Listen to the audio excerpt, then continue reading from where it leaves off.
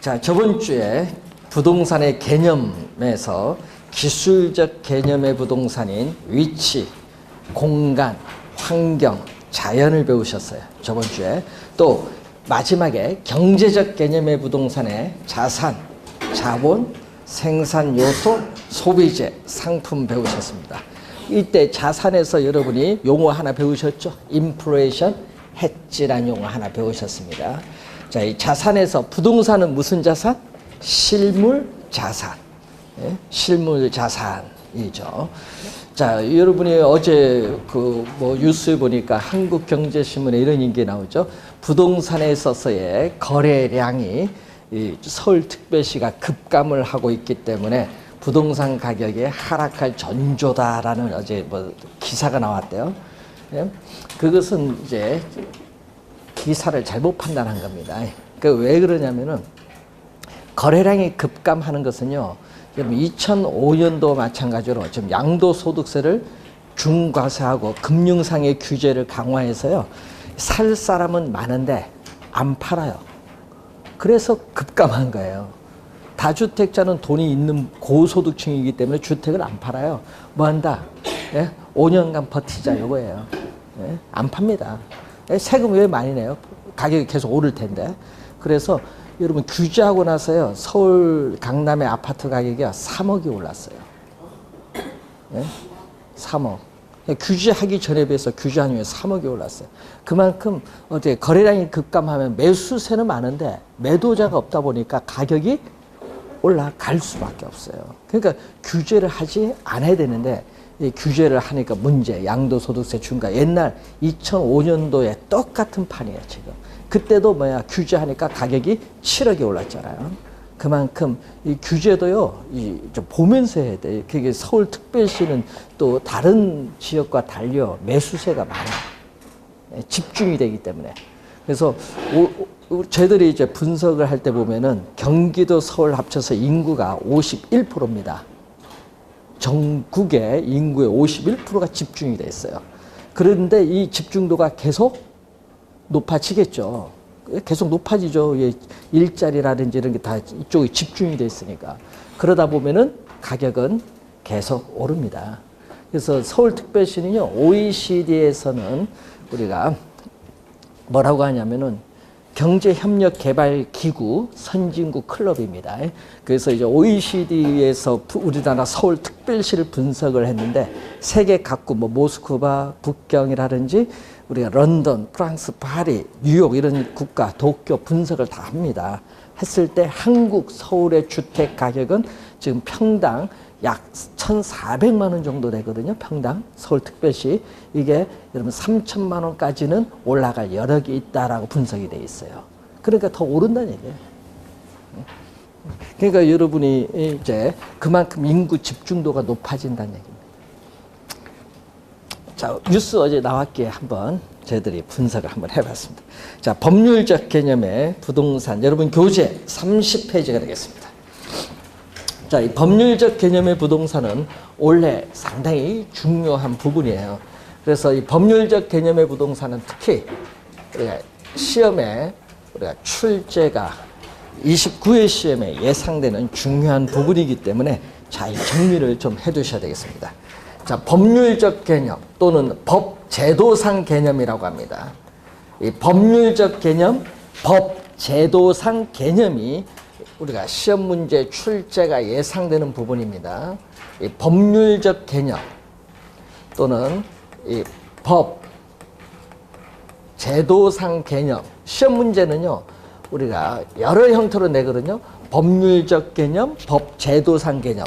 요걸 또 줄여서 말을 좀 바꿨더니 또 안 배웠다고 하신 분도 많습니다.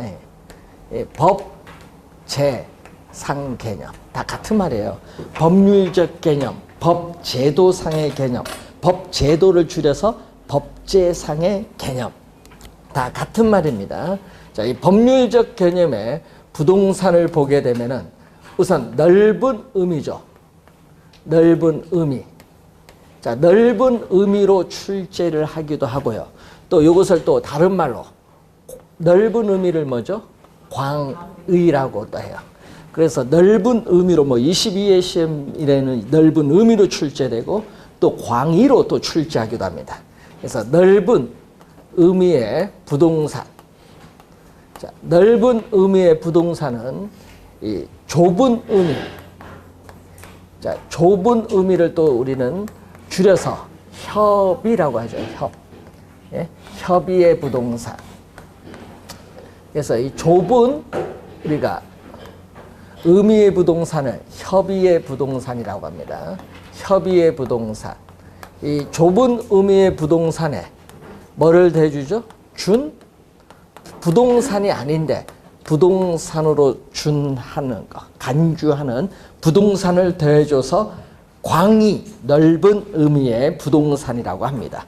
자, 이때 협의 부동산은, 좁은 의미의 부동산은 이 민법, 우리가 제99조 제1항인데, 자, 그러기 때문에 우리 요 내용은요, 민법에서는 출제를 하지 않고 우리 부동산 학에서 출제를 하는데, 시험 문제 나오는 지문은 22회 시험에도 이 지문이 나오는데, 하여튼 시험에 많이 나오는 지문은 1항이 토지 및 그 정착물은 부동산이다. 여기 1항입니다. 그래서 토지 및 그 정착물, 이 지문을 또 제일 또 많이 출제하는 지문이에요. 그래서 협의의 부동산은 토지 및 그 정착물을 말한다. 이렇게 출제를 해요. 자, 이때 2항은 뭐죠? 그럼 1항은 이거고 2항은 부동산 이외의 물건은 동산이다. 여기 2항입니다. 1항은 토지 및 그 정착물을 말하는 그러한 내용인데, 자, 그럼 좁은 의미의 부동산은 토지와 뭘로 구성되어 있다? 정착물로 구성되어 있다는 거죠. 이 정착물. 자, 우리는 토지는 공간, 저번 주에 기술적 개념의 부동산에서 공간으로서 부동산을 배웠을 때 민법 제212조 조문이 나오죠. 자, 212조 조문을 보면은 토지 소유권은 정당한 이익이 있는 범위 내에서 토지의 상하에 미친다. 그렇기 때문에 이 212조는 토지 소유권의 무슨 범위죠? 공간. 공간입니다. 그래서 저번 주에 우리 공간을 배우셨는데, 이 토지 소유권의 이 공간적 범위를 뭘로? 우리는 입체적으로 규정을 하고 있다. 입체적으로. 예, 그래서 여러분 공간은 무슨 공간으로 배우셨죠? 저번 주에 입체 공간 배우셨죠? 그래서 입체적으로 토지 소유권의 공간적 범위를 입체적으로 우리가 규정하고 있는 게 민법 제212조. 자, 저번 주 배운 걸 다시 복습하면은 이 지구에 중심이 있고 이 지표상의 토지를 배타적으로 이용, 관리할 수 있는 권리를 지표권이라고 하죠. 지표권. 자, 그리고 이 지중 공간으로부터 어떤 이익을 획득하거나 토지 소유권자의 지중 공간을 이용할 수 있는 권리를 우리 뭐라고 하냐면 지하권. 토지 소유권자의 우리는 공중 공간, 토지 소유권자의 토지 구역상의 공중 공간을 일정한 고도까지 다른 사람, 타인의 방해를 받지 않고 포괄적으로 이용할 수 있는 이 권리를 또 뭐라고 하죠? 공중권. 그래서 이 토지 소유권의 공간적 범위는 지표권, 지하권, 공중권으로 구성되어 있다. 그 내용을 여러분 저번 주에 간단히 배우셨어요. 자, 그 내용을 한번 토지에서 한번 확인해 본 내용이 되겠고, 자, 이 정착물과 관련해서는 말 그대로 정착물은 토지 위에 정착된 물건이에요. 원래는 동산이었지만은 토지에 고정적으로 부착이 돼서 이동할 수 없는 물건입니다. 자, 그래서 가끔 시험 문제에 개념이 또 출제를 하기도 하는데, 이 개념을 보면은, 자, 이 조주연, 건국대학교 조주연 교수는 이렇게 또 정의를 내려요. 토지에 부가가치를 더한 항구적인, 영구적인 토지의 계량물을 정착물이라고 하는데, 자, 그래서 또 시험에 또 많이 나오는 지문은 사회, 경제적인 면에서 토지에 부착됨에 따라 이 계속적으로 이용된다고 인정되는 물건이다.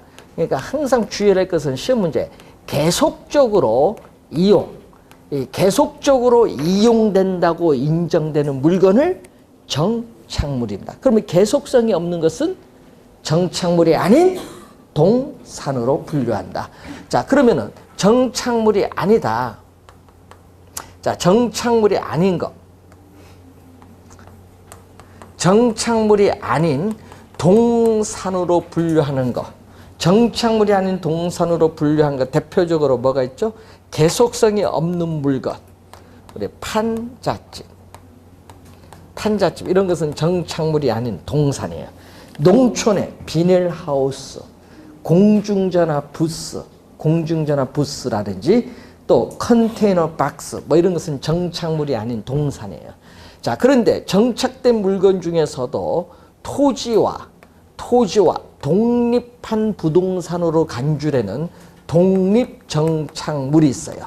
또 토지의 일부로 간주되는 종속정착물이 있습니다.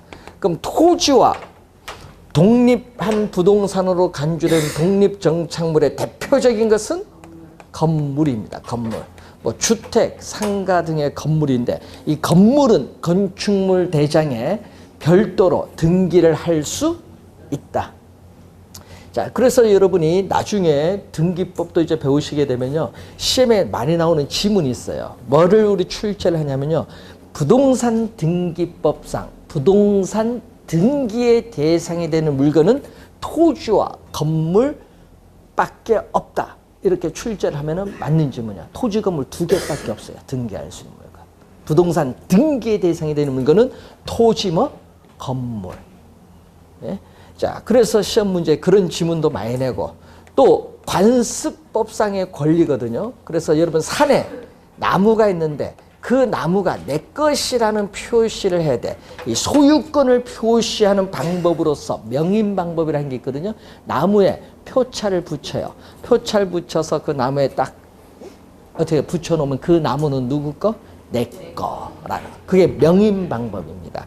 그래서 이 명인 방법을 갖춘 수목의 집단, 명인 방법을 갖춘 이 수목의 집단은 또 우리가 토지와 독립된 부동산으로 간주되는 독립정착물. 자, 이 명인 방법, 우리가 소유권을 표시하는 관습법상의 권리입니다. 자, 그리고 토지의 일부로 간주되는 종속정착물로서 우리 제주도 가면 많이 있는 뭐죠? 돌담. 제주도가 많잖아요. 돌담, 뭐 울타리라든지 교량, 여러분 교량, 다리에 교량, 뭐 터널. 라든지 도로의 아스팔트라든지 축대 이런 것은 토지의 일부로 간주되는 종속 정착물인데, 자, 주의할 거는 토지 위에 있는 나무라든지 다년생 식물 같은 게 있거든요. 자, 토지상의 나무나 다년생 식물인데 이것은 매년 경작의 노력을 요하지 않는 나무나 다년생 식물은 토지의 일부로 간주되는 종속 정착물이에요. 그럼 토지의 일부로 간주되기 때문에 부동산 중개의 대상이 된다는 건데, 문제는 이 나무는 정착물입니다. 그런데 나무는 정착물인데 뭐가 있냐 하면요, 가식중인 나무가 있거든요. 자, 여러분이 다른 곳에 옮겨 심기 위해서 임시로 심어놓은 나무, 옮겨갈 수 있잖아요. 임시로 심어놓은 나무를 우리 뭐라고 하죠? 가식중의 수목이라고 하는데, 이 가식중의 수목은 정착물이 아닌 뭐다? 동산이다. 왜? 여러분, 이건 계속성이 없어요. 임시로 심어놓은 나무기 때문에. 그래서 가식중의 수목은 여기에 들어갔죠? 요거 들어가면 요것은 바로 뭐가 된다? 정착물이 아닌 동산으로 분류한다라는 거. 자, 이런 내용들을 우리 시험에 나올 때는 좀 주의해야 되는데, 보기에 나올 때 이렇게 하죠. 정착물 출제할 때는 독립정착물의 예, 종속정착물의 예가 막 지문에 나오는 거죠. 또 정착물이 아닌 것도 또 지문에 자주 출제합니다. 그래서 여러분이 3년 전에 이렇게 출제했습니다. 토지의 정착물 중 토지와 독립한 것이 아닌 걸 물었어. 그러면 보기 4개는 독립정착물이고 나머지 하나가 뭐다? 종속 정착물이 하나 나왔겠죠. 그거 찾아내는 거. 이런 문제를 우리가 25회 시험에 출제를 했어요. 어려운 건 아닌데 그때 그 출제된 용어 중에 하나가 바로 뭐냐. 그때 답이 국어라는 용어를 출제했거든요. 이 지목 중에 국어라는 게 있어요. 여러분 농촌에 가면 밭 있죠. 밭에 보면 옆에 도랑 있죠. 이 도랑이 국어야. 쉽게 얘기하면 그게 국어인데 이 국어를 25회 시험에 출제했거든요. 종속 정착물인데 문제는 그 국어의 개념은 작년 27회 시험에 또 출제했어. 국어의 개념. 지목의 그 개념을 개론 시험에 출제를 또 했어요. 그러니까 여러분 용어를요 우리가 잘 정확하게 이해해 두는 게 좋습니다. 우선은 정착물인 것, 정착물이 아닌 것 우선 보는 겁니다. 자, 여러분 이런 게 있거든요. 자, 이제 상식으로 여러분 공인중개사가 되면요. 공부는 자격증을 따시면은 여러분은 중개의 전문가인데 이 전문가가 되기 위해서는요. 공부는 많이 하셔야 돼. 그러면 전문가는 뭐다? 여러분이 자격증을 딴다는 것은 거래할 수 있는 자격을 주는 거죠. 사고가 발생할 가능성이 많거든요. 어렴풋이 공부하신 분들은.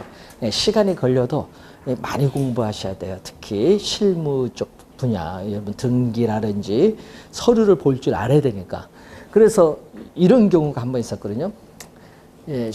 2003년도에 강남에 아파트를 분양을 하는데 그때 당시 여러분 강남에 가면요 그 경기고 옆에 보면 청실 홍실 아파트가 있어요. 거기 우리 자주 놀러 갔거든요. 우리 교수님 댁이 하나 있어서 자주 놀러 가고 뭐 하는데 거기 청실 홍실 아파트 그때 33평 아파트 가격이 2002년도에 2억 2천만 원 있습니다. 33평이. 그런데 지금은 12억 하죠.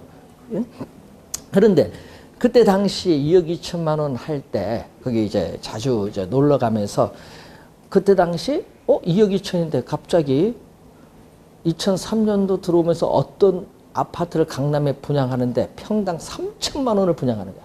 야, 평당 3천만 원 이게 얼마야? 갑자기 9억짜리가 넘는 아파트가 나오는 거잖아요. 아, 궁금하죠. 가봐야지. 그래서 궁금하니까 뭐 때문에 가격이 그 정도 비싸느냐. 모델하우스 갔더니 야, 좋대요. 왜? 전부 다 외제인데 딱 하나만 국산이에요. dim체. 그것만 김치 냉장고 외국이 없잖아요. 그것만 국산이고 나머지 다 외국산 제품이에요. 아, 가격이 비싸겠다. 우선 그 빌딩 되는 것만 해도 엄청 비싸구나. 분양할 때 그걸 부착해서 분양을 하는 거예요. 그런데 문제는 여기서 문제 생긴 거예요. 아, 그 아파트를 분양받은 사람이 입주를 이제 했죠. 이제 착공해서 입주를 해서 2년 살다가 팔았어요. 2년 살다가 팔 때 문제 생겼거든요. 그럼 팔 때 문제는 계약서 쓰고 팔았죠. 그런데 매수인이 들어오니까 날랐어요. 매도자가 거기에 어떻게 돼? 분양받을 때 설치 물건 있죠. 아까 다 외제라고 했잖아요. 다 떼갔어. 아, 좋으니까. 떼가면 왜 안 돼요? 네? 그러니까 여기서 이제 사고가 생기는 거예요. 네? 그래서 매수자는 황당한 거야. 아니, 요거 왜 떼갔냐 이거지. 소송을 걸었습니다. 매도자 대상으로 소송을 걸었죠. 네?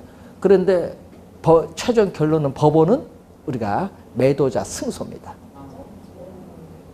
네? 결론은. 네? 그러니까 매수자, 그때 간 돈이 2억 가까이 되는데 2억 소송 걸었거든요. 그런데 문제는 또 소송을 걸었어요. 매수자가. 열받잖아. 누구? 공인중개사를 대상으로 또 소송을 건 거야. 너 거래 잘못했다. 그래서 결론은 공인중개사 50% 책임, 매수자 50% 책임. 1억 보상, 배상. 거래 잘 해야 됩니다. 그때는 가격이 싸서 지금은 가격이 예를 들어서 30억짜리 아파트 하면 큰일 납니다. 나중에 하면 돈 2억 물어주라 하면 여러분 보험에 1억 끼고 나머지 여러분 물어줘야 돼요. 그 골치 아픈 거예요. 그렇게 돼서. 그거 왜 그러냐? 우리는 특약사항을 다 적어야 돼. 물어봐야지. 가면서 가져갈 겁니까? 안 가져갈 겁니까? 사진 탁탁 찍으면서 이건 안 돼. 그거 딱 해서 계약서에 딱 찍어야지. 그걸 아는 거야. 공인중개사가. 그러니까 사고 생겼지. 예? 그래서 여러분 공인중개사가 면피를 하기 위해서는요. 특약사항에 다 적어놔야 돼. 예? 그런 것은. 좀 이상한 건 다 적어두세요. 그래야 도망가지 여러분들이. 예, 특약사항이 그래서 중요한 거죠. 예, 그때 당시 벌어진 거예요. 예, 근데 그때 당시는 이제 결국은 이게 정착물이냐 아니냐 이게 중요한 거지. 그래서 여러분 거기 보시면은 정착물을 뭐가 나오죠? 구분하는 기준이 있어요. 자, 정착물을 구분하는 기준, 이 법률적 측면에서 정착물을 구분하는 기준이 31페이지에 밑에 나와 있습니다. 자, 네 가지가 있습니다. 지금 정착물을 구분하는 기준에 첫 번째가 뭐냐? 첫 번째를 봤더니 물건이 부동산에 부착되어 있는 방법입니다. 물건이 부동산에 부착되어 있는 방법에 따라 나누는데 두 가지로 판단합니다. 물건이 부동산에 부착되는 방법인데 이 물리적으로 손상이 있느냐 없느냐, 이 손상 유무, 또 건물에 있어서의 이 기능이라든지 효용의 지장이 있느냐 없느냐, 또 유무, 또 두 가지 유무로 판단하는데, 자, 여러분이 아파트에 여러분 가끔 벽시계를 걸어 놓은 경우가 많은데, 그럼 벽시계는 건물에 아무런 물리적으로 손상을 주지 않고 제거할 수 있습니다. 그렇지만은 또 건물의 기능이나 효용에도 지장이 없어요. 그럼 벽시계는 정착물이 아닌 동산으로 분류합니다. 그런데 문제는 물리적으로 손상을 주지 않는다. 자, 아파트에 있는 인터폰 같은 거는 물리적으로 손상을 주지 않고 제거는 할 수 있지만 아파트의 기능에 영향을 준다 안 준다? 주죠. 막대한 지장을 주죠. 그러면 그 인터폰은 뭐다? 정착물로 취급한다. 정착물을 구분하는 기준, 물건이 부동산에 부착되어 있는 방법에 따라 어떻게 되느냐. 두 번째는 물건의 성격, 부합 여부인데, 자, 건물의 특정 위치나 용도에 맞도록 특별하게 고안되었거나 구축된 물건이 있어요. 대표적으로 아파트 여러분 분양받을 때 여러분이 별도로 여러분 계약을 체결해서, 분양가 안 들어갑니다. 별도로 계약해서 여러분 설치하는 게 있죠. 샤시. 그건데, 셋이라고 하네? 우리 샤시 뭐 하는데, 셋이. 그 물건은 뭐 이제 정착물이에요. 특별하게 고안돼서 구축된 물건이죠. 그 물건은 정착물입니다. 그래서 여러분은 아파트 매매를 하게 되면은 그것도 어떻게 돼? 정착물로 취급되니까 누구에게? 매수인에게 양도가 되는 거예요. 별도로 받는 게 아니에요. 예? 자, 그런 것도 우선 우리가 물건의 성격, 부합 여부를 보는 거고, 자, 세 번째는 뭐죠? 여러분 가끔 아파트 분양받아서 본인은 거기 안 살고 전세를 주겠다 하신 분 있죠? 예? 그러면 어떻게 돼? 전세 주면서 나는 한 2, 3년 뒤에 팔아야겠다. 그럼 설치 안 합니다. 왜 내 돈 주고 설치해? 정착물에서 남에게 넘어갈 건데 설치 안 한 사람도 있어. 그럼 가끔 아파트 보면 설치 안 한 게 있죠? 그건 그 이유가 있는 거야. 예? 내 돈 거기 주고 설치할 필요가 없다 생각하는 거지. 정착물로 취급돼 버리니까. 세 번째는 물건을 설치한 의도가 있어요. 자, 여러분 물건을 설치한 의도를 보면은, 자, 우선은 예를 들어서 임대인이 자신의 건물의 가치를 높이기 위해서는 공실률은 줄여야 돼. 뭐는 높여야 돼? 점유율은 높이고 공실률을 줄여서 가치를 좀 높이자. 그러면은 공실률을 줄이기 위해서 뭐를 하느냐? 뭐를 해요? 설치를 하죠. 뭐를 설치해요? 우리가 보통 하면은 침대라든지 소형 냉장고라든지 책상이라든지 그리고 또 뭐예요? 에어컨 이런 걸 설치를 해요. 그러면은 임차인은 들어가서 살다가 이사 갈 때 그 물건 가져갈 수 있어요? 없어요? 못 가져가죠. 예, 그것은 정착물로 취급되는 거예요. 예, 우리 합리적 추정으로 봤을 때는. 자, 그런 물건은 정착물로 갑니다. 물건을 설치한 의도가 뭐냐. 예, 그래서 여러분 설치하면 몇 년 갈까요? 그런 물건은?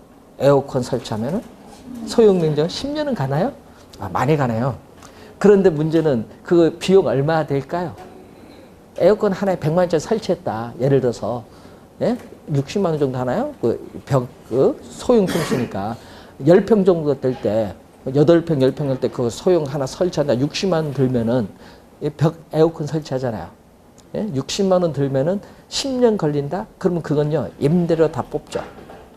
예? 임대료 얼마 받아요? 70만 원, 월 70만 원, 80만 원에서 다 포함시켜. 그래서 임대료로 뽑으면 임대료 한 3년 하면 그 설치 비용 다 빠질걸요? 예? 그런 식으로 가는 거예요. 임대료 50만 원 받을 거 얼마 받는다? 80만 원, 뭐 이런 식으로 받아서 가는 겁니다. 강남은 임대료 그래서 얼마? 100만 원 넘어가잖아요. 그러니까 그런 거 다 부착되어 있기 때문에 그런 거 다 뽑아내는 거예요. 임대료 비싸게 해서. 자, 그런 것은 정착물로 가는 겁니다. 물건을 설치한 의도가 있고, 네 번째는 당사자들 간의 관계가 있습니다. 당사자들 간의 관계에 있어서 우리 매도자, 팔고자 하는 매도자와 사고자 하는 누구? 매수자 사이의 관계가 있는데, 문제는 어떤 물건이 그 물건이 정착물인지 정착물이 아닌지 불분명하다. 잘 모르겠다. 그러면 그 물건은 뭘로 보느냐면 정착물로 보고 매매 시에 누구에게? 매수인에게 양도가 돼요. 자, 매도자, 매수자 사이의 관계고, 또 임대자, 예? 임대자, 임대인, 또 임차자, 임차인, 뭐 임대자, 임대인, 임차자, 임차인 같은 말이죠. 이 관계에 있어서 여러분이 그럼 또 시험에 많이 나오는 지문은 바로 임차인 뭐다? 정착물이죠. 자, 임차인 정착물은 임차인이 설치한 물건이에요. 임차인이 설치한 물건은 원칙적으로 소유권은 임차인에게 귀속이 돼요. 그렇기 때문에 임차인 정착물은 부동산 정착물에 포함되지 않는다. 자, 15회 추가 시험에 한번 출제된 지문이죠. 부동산 정착물에 포함되지 않는다. 포함되지 않는다. 자, 그럼 임차인 정착물의 대표적인 우리 예를 들어 보면 이런 게 있거든요. 자, 여러분이 커튼 있죠? 네? 아파트에 여러분 커튼 설치하잖아요. 이사 갈 때 가져갈 수 있어 없어요? 가져갈 수 있죠. 임차인이 귀속되는 건데 가져갈 수 있어요. 그리고 또 상가, 임대차 계약을 맺어서 여러분 상품을 팔기 위해서 뭐를 하죠? 디스플레이, 전시를 하죠. 전시할 때 뭐가 있어야 돼? 전시할 물건 놓을 장소가 있어야 될 거 아니야. 진열대라든지. 이 물건은 임대차 계약 만료 시에 임차인이 가져갈 수 있죠. 그건 다 임차인 정착물이야. 그런 것은 부동산 정착물에 포함되지 않는다는 거예요. 자, 그런 얘기죠. 요 내용 임차인 정착물 하나 확인, 좀 용어 어려운 용어니까 하나 확인을 좀 해보듯이 바라고. 33페이지 보시면은 준부동산이 나오죠. 준부동산을 의제부동산이라고도 하는데 부동산이 아닌데 부동산에 준한 거예요. 그래서 사회의 일반적 관념, 통념상 부동산과 같이 규제할 필요가 있는 특정의 동산 또는 동산과 결합된 부동산 집단을 준부동산이라고 하는데, 요거는 우리 민법상에 나오는 개념인데, 문제는 준부동산은 쉽게 하면요, 부동산으로 간주하는 거예요. 그래서 시험 문제는 22회 시험도 그렇고 우리는 개념을 우리가 지문에 많이 출제를 하거든요. 개념을 많이 출제한다. 작년 27회에도 개념이 나오죠. 그래서 준부동산은 성립 요건이 있어요. 성립 요건은 등기, 예? 등기를 할 수 있든지 아니면은 또 뭐를 해야 된다? 등록을 해야 돼. 이 등기 또는 등록의 공시 방법, 이 등기 또는 등록의 공시 방법을 갖춘 독립된 거래의 객체로 인정되는 물건이 준부동산입니다. 그러니까 등기 등록을 할 수 있는 거거든요. 그래서 종류를 보면은, 자, 종류를 보게 되면은 이런 게 있거든요. 자, 등기 대상 물건이 있겠죠. 그러니까 여러분이 등기 또는 등록의 공시 방법을 갖추고 부동산과 같이 취급되는 물건을 뭐라고 한다? 준부동산이에요. 그래서 등기 대상 물건. 자, 등기 대상 물건의 대표적인 게 동산과 결합된 부동산 집단 두 개 있어요. 공장재단, 광업재단 두 개가 있거든요. 또 선박이 있어요. 여러분 20톤 이상의 우리는 선박 등기 대상 물건. 또 등기 대상 물건의 선박도 있지만은 또 임목에 관한 법률에 의해서 소유권 보존 등기된 임목이라든지 이런 것은 등기 대상 물건입니다. 그리고 등록하는 게 있거든요. 여러분 등록 대상 물건이 있어요. 등록하는 거 여러분 많이 귀에 익은 것은 뭐죠? 자동차 등록을 하지. 자동차 그리고 건설기계, 과거 중기라고 했던 건설기계, 항공기 이것은 등록을 해. 그러니까 자동차, 건설기계, 항공기는 등록을 하고 그리고 등록 대상 권리가 있거든요. 권리는 뭐죠? 등록 대상 권리 두 가지 있거든요. 어업권, 광업권이 있는데 이것은 준 물건으로서 토지에 관한 규정을 준용합니다. 그래서 어업권, 광업권이 등록 대상 권리죠. 그래서 종류 정도, 어떤 종류가 있는지 그걸 보는데 그래서 여러분이 좀 관련해서 종류 정도만 확인해 두시면 되겠네요. 뭐를 해야 돼? 항상 동사는 다 준부동산 아니죠. 뭐를 갖춰야 돼요? 등기 또는 등록의 공시 방법을 가지고 있어야 됩니다. 자, 우선 준부동산은 우리가 부동산에 준하여 취급되는 물건으로서 시대나 나라, 학자 등에 따라 준부동산은 차이가 있습니다. 자, 우선은 준부동산에 관련된 내용을 한번 확인을 해봤고, 자, 여러분 교재에 34페이지 보시면은 우리 부동산의 분류에 토지의 분류가 나오죠. 자, 국토의 계획 및 이용에 관한 법률에 의해서 우리는 뭐가 나오죠? 용도 지역, 용도 지구, 용도 구역으로 우리가 나누고 있는데, 자, 여기서 여러분이 개론에서는 우리 요 관련해서 시험 문제 많이 출제를 해요. 어디서 정책 관련해서 많이 나오거든요. 그래서 작년 시험에도 용도 우리의 지역, 지구에 관련된 사항 출제했고요. 올해 시험에도 용도 지역 개념을 또 출제했습니다. 시험에 자주 나오는 부분입니다. 자, 그런데 그 관련해서 여러분이 공법에서 배우시겠지만은 올해 법이 많이 개정됐어요. 공법. 그래서 용도 지구에 작년에 보존 지구와 보호 지구가 있는데 요게 용도 지구 요 두 가지를 묶어서 보호 지구로 바뀌었어요. 올해. 예? 그래서 여러분이 작년 교재하고 올해 교재 다른 좀 나중에 보면 보호 지구로 바뀌었다는 거 원래. 자, 그리고 또 주의해야 될 것은 공간 정보의 구축 및 관리 등에 관한 법률에 의해서 토지 주된 사용 목적에 따라 뭐를 하죠? 28개의 지목으로 나누는데 이 지목이 가끔 또 시험 지문에 출제를 또 합니다. 그럼 지목은 어디서 배워요? 여러분 공시법에서 여러분이 배우시는 내용이 지목입니다. 그때 여러분 여기 암기하는 방법이라든지 그 내용을 이제 여러분 배우시니까 그때 확인해 두시면 되겠고, 우리 또 개론에서 또 매년 요즘 출제되고 있는 용어. 자, 여러분 토지는 땅인데 여러분 땅을 거래를 할 때 여러분이 실무상에 사용하는 용어 등이 있어요. 그래서 여러분 실제 필요로 하는 용어가 있다 보니까 실무상에 이 용어를 우리가 요즘 매년 출제를 하고 있다. 이렇게 보시면 되겠습니다.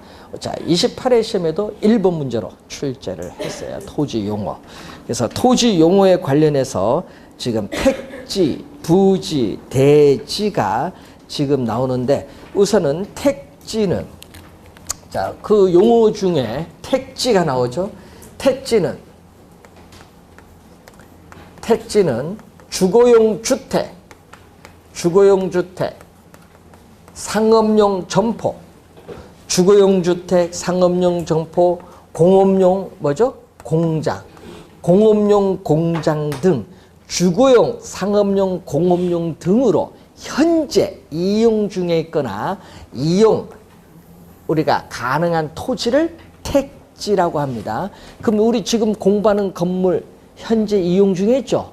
그럼 현재 이용 중에 있잖아요. 택지예요. 택지. 자, 그래서 이 택지인데 여러분 건물은 짓지 않고 어떻게 돼요? 바로 건축할 수 있는 토지도 있죠. 택지 조성해서 아직 건물 안 지은 땅도 있을 거 아니에요. 그것도 다 택지예요. 그러니까 이용 중에 있거나 이용 앞으로 가능한 토지를 뭐라고 한다? 택지죠. 택지. 그래서 택지는 감정평가상의 용어입니다.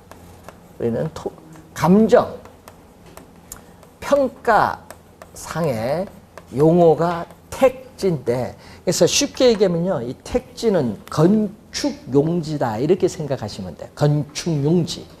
예? 건축이 가능한 토지다 이렇게 생각을 하면은 쉽게 돼요. 건축용지인데 이 택지보다 넓은 개념이 있어요. 택지보다 넓은 개념이 뭐가 나온다? 부지인데 이 건축용지인 택지에다가 건축이 불가능한 토지가 있어요.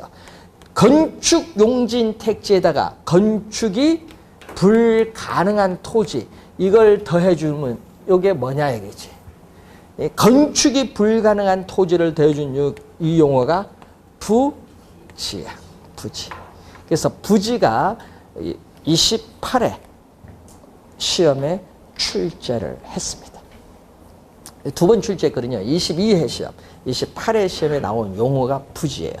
자, 그럼 부지는 거기 봤더니 어떤 개념? 지금 그림에서 봤더니 택지보다는 부지가 더 넓은 개념. 그림 보니까 건축 용지에다가 건축 불가능한 토지까지 들어갔으니까. 자, 그러면은 부지 개념은 어떤 특정의 부동산 활동의 용도로 제공되고 있는 바닥 토지가 바로 뭐다? 부지야. 그러니까 용도로 제공되는 바닥 토지거든요. 그러면 예를 들어서 도로용 부지, 철도용 부지, 하천용 부지. 도로용, 철도용, 하천용은 건축 불가능한 토지. 그럼 건축 가능한 토지 있죠? 어떤 게 있어요? 우리가 건물용 부지, 건물용 부지를 줄여서 건부지라고 하는데, 건물용 부지, 학교용 부지, 종교용 부지, 공업용 부지, 공장용이죠. 부지. 이런 것은 전부 건축용지잖아요. 그래서 여러분 건축용지에다가 건축 불가능한 토지 다 더한 게 부지. 포괄적인 그러한 개념입니다. 그 용도 뒤에 뭐만 갖다 붙이시면 돼? 부지만 갖다 붙이면 돼. 용도 뒤에. 예? 그래서 그림에서 보듯이 부지는 택지보다 뭐 한 개념? 넓은 개념이다. 넓은 개념.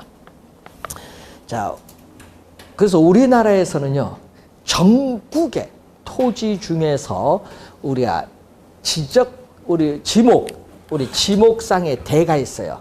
자, 여러분 지목상에 대가 있는데, 여러분 이 지목상의 대는 주택이나 상가 점포 지을 수 있는 땅이에요. 여기 지목 대인데 이 대로 되어 있는 토지가 전국토의 몇 프로나 되냐? 여기 과거 20년 전에는 여기 한 4% 정도밖에 안 되는데, 지금은 택지 조성에서 이제 많이 늘어서 이제 한 6% 정도 올해 되지 않을까 보는데, 그러면 여러분 주택이나 상가 지을 수 있는 땅이 전국토의 6% 정도밖에 안 되니까 가격이 얼마나 비싸겠어요? 예? 가격이 비싸요. 그래서 그 땅을 만들기 위해서 택지로 조성해서 만들어야 될 거 아니야. 지목대로 만들기 위해서는 뭐냐? 우리는 논밭을 수용해서 만들어야 되는데, 논밭은 절대 농지도 있고 우리는 미래를 위해서 보존을 또 해야 될 농지도 있다 보니까, 농지는 전답 과손이거든요. 그러다 보니까 농지를 택지로 만들기는 좀 그래요. 그래서 우리는 택지로 만들기 위해서 가장 많이 하는 게 뭐를 한다? 여러분 지목에 또 뭐냐면 임야라는 지목이 있어요. 임야. 여러분 산이야, 산. 이 산인데 산의 문제는 개발하려면 경사도가 중요하지. 경사 각도. 예? 산지 정보 시스템에 들어가서 보면은 경사 각도 이런 걸 볼 수 있거든요. 그럼 그걸 보면은 보통 우리가 개발하기에 가장 좋은 각도가 보통 우리가 5도에서 10도 이내가 가장 좋거든요. 근데 뭐 70도, 그럼 개발 허가가 안 나오죠. 아, 그런데 한 70도 가까이 되는 임야가 개발이 되는 경우가 있어. 야, 그래서 신기하다겠어요. 그럼 비용이 많이 들거든요, 그걸. 이제 택지 조성해서 개발하는데. 그래서 그 땅이 옛날에 보면 경기도 광주에 옛날 기숙학원 분란돼 있거든요. 학생들 많이 죽었어요, 그때 당시에. 예? 기숙하고 있는 거기에 뒤에 임야 내가 보기에는 한 60, 70도 되는 것 같은데 그래서 귀신 나온다고 해서 이용을 못 하는 거야. 이용을. 그래서 그때 모 건설회사가 그 땅이 싸니까 샥 매입해서 택지 조성해서 뭐를 지었어? 아파트 지었어. 예? 서희 스타일리스. 예? 뭐 그것도 지었고 거기 이수건설에서도 또 짓고. 그래서 하여튼 거기 보면요. 이수건설 뭐 요즘 거기 또 많이 아파트 짓죠. 예? 그래서 그때 그 땅 이제 싼 땅을 매입해서 택지 조성해서 분양가 비싼 아파트 매각하니까 문제는 100% 분양이 된 거야. 그때 당시. 예? 상당히 예? 이익을 많이 봤을 겁니다. 근데 그때 허가가 어떻게 나오는지 몰라. 그게 70도 가까이 되는데 지금도 신기합니다. 저희들 보면. 그래서 임야가 여러분 우리나라는 임야가 몇 프로다? 전국토의 약 한 22% 정도 돼요. 임야가. 그러다 보니까 우리나라는 임야가 비용이 싸거든요. 요거 매입하는 비용이 싸요. 그래서 우리는 임야를 대로 만드는 게 많아요. 임야를 택지로 조성해서 뭘로? 지목? 대로 만드는 게 많은데 그렇기 때문에 여러분은 부동산 투기 대상은 뭐다? 임야인 거야. 그래서 여러분 서울 수도권 이런 지역도 있지만요. 이 수도권 지역에 임야를 여기에 주목을 많이 해야 돼. 임야. 왜? 개발하기에 가장 좋거든요. 아까 경사도 몇 도? 5도, 10도 이내의 땅이 가장 좋아요. 응? 임야. 자, 그래서 이런 부동산 투기의 대상은 임야다. 그래서 여러분도 놀러 가거든 임야를 잘 보세요. 자, 우선은 이 지목 관련해서 한번 봤고 이제 또 시험에 또 많이 출제가 되는 용어 중에 여러분 우리 실제 토지 거래하다 보면요 많이 사용하는 용어가 있어요. 이 도로 조건에 따른 우리가 토지의 용어를 분류하는 게 있거든요. 자, 도로가 있습니다. 도로가 있는데 여기 있거든요. 이게 A라는 토지가 있고 B라는 토지가 있는데 이 B라는 토지가 A라는 토지에 완전히 멀리서 완전히 둘러싸여서 완전히 둘러싸여서 도로와 전혀 맞닿은 부분 하나도 없는 이 B 토지를 우린 전문 용어로 뭐라고 하냐? 이것을 맹지란 말이에요. 맹지. 맹지란 용어를 사용합니다. 맹지. 맹지 많이 들어보셨죠? 예. 맹지 이거 잘 사야 됩니다. 잘못 사면 큰일 납니다. 왜? 도로와 접하지 않으니까 예? 가격이 정상적인 토지의 시장 가치에 비해서 가격이 상당히 낮아요. 예? 도로의 접근성 정도에 따라. 그러다 보니까 맹지는 가치가 상당히 낮죠. 감가, 가치가 감소한다. 감가가 발생하고 또 다른 사람의 토지를 통해서 출입을 해야 돼요. 그러니까 건축법상 건축물을 세울 수 없다고 규정하고 있어요. 그러니까 가격이 상당히 낮을 수밖에 없는데 만약에 이 맹지에 뭐가 생겨요? 맹지에 가끔 이런 게 가끔 생기면 좋지. 예? 도시 계획도로 예정되어 있다. 그러면 도로와 접하죠. 이건 수영장에서 보상받으면 되고 그럼 접하면 이제는 건축물 세울 수 없다가 이제 건축할 수 있는 토지로 바뀌죠. 가격이 폭등을 하는 거예요. 그 맹지를 산 사람은 대박 난 거예요, 이제. 그렇죠. 그래서 이 도시계획도로가 어디로 나느냐, 예? 이걸 잘 봐야 돼요. 그래서 내년 6월 선거 끝나면은 여러분이 잘 보셔야 돼. 시장님 이하 그런 게 있죠. 도시계획위원회 누가 들어가냐. 그 사람은 다 떼봐야죠. 토지 어디 있는가. 왜? 밑에 있는 직원들 알아서 길을 빼. 토지 있으면은. 평택의 모 시장님도 옛날에 어떻게 돼요? 직원들이 지시도 안 했어. 알아서 그쪽으로 도로 샥샥 뺐어. 뺐더니 갑자기 예? 가치가 얼마 없었던 가치가 어떻게 폭등을 해서 갑자기 1000억 땅이 돼버렸어. 예? 그래서 검찰 조사 막 들어오고 했는데 뭐 권한 남용인 직권 남용인지 뭐 해서 하여튼 무혐의 처분됐습니다. 왜? 알았어요. 그 뽑은 걸 어떻게 해? 예? 평택 막 개발되잖아요, 지금. 엄청나게. 그래서 도시계획도로. 근데 이거 누가 할까요? 도시계획도로. 예? 이거 자료 갖고 딱 하는 사람이 있죠? 도시계획과 직원이 알겠지. 그런 사람이 뭐 자기가 돈을 갖고 투자했다. 그러면 쇠고랑 차는 거예요. 예? 그러니까 본인이 투자하지 않고 남 보고 투자하라 하겠지. 예? 그런데 이런 거 해서 투자를 했어요. 공무원이 공무상 알게 된 이런 걸 가지고 안 되거든요. 그래서 본인이 이제 다른 사람을 통해서 투자를 했는데 항상 조심을 해야 될 게 있지. 그래서 문제는 가장 큰 적은 본인 옆에 있는 거야.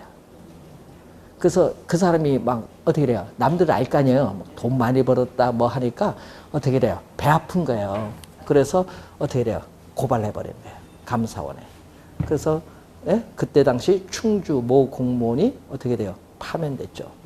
예? 그리고 그 해서 불로소득은 다 국고 환수.